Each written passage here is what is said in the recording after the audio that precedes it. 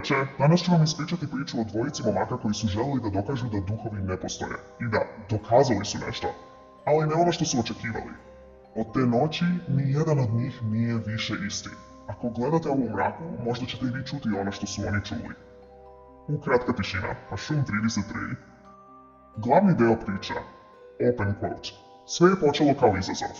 Luka i Milan su pronašli forum o ritualima i jedan od njih se zvao Poziv tihog deteta. Pisalo je da se mora izvesti u napuštenoj kući između 3 i 3 Reasons 3. Potrebne su sveće, kasetofon i papir sa njegovim imenom. To ime nikad nije smeo da pročita naglas neko ko ima dušu. Oni su se ipak usudili. Kad su počeli ritual, sveće su treperile kao da neko hoda oko njih.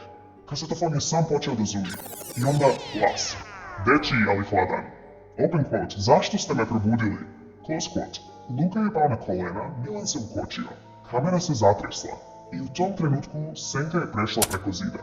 Senka koja se pomicala iako nikog nije bilo. Na snimku se vidi kako se Milan smeje nervozno i govori ok, dosta zezanja.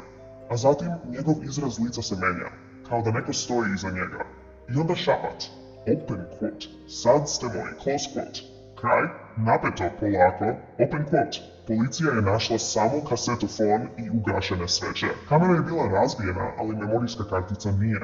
Na snimku posljednjih 5 sekundi vidi se Milan sam u uglu sobe, šapće nešto. A onda pogled usmeri direktno u kameru i nasmeje se. I na kraju dečiji glas kaže quote. Hvala što ste me pustili. Close quote. Od tada, svake noći u 3.33 na tom forumu neko postavi novi post. Bez slike. Samo jedno ime. I to je. Sinoć je pisalo pauza šum vetra. Zato, ako ste stigli do kraja ovog videa, ne gasite svetlo.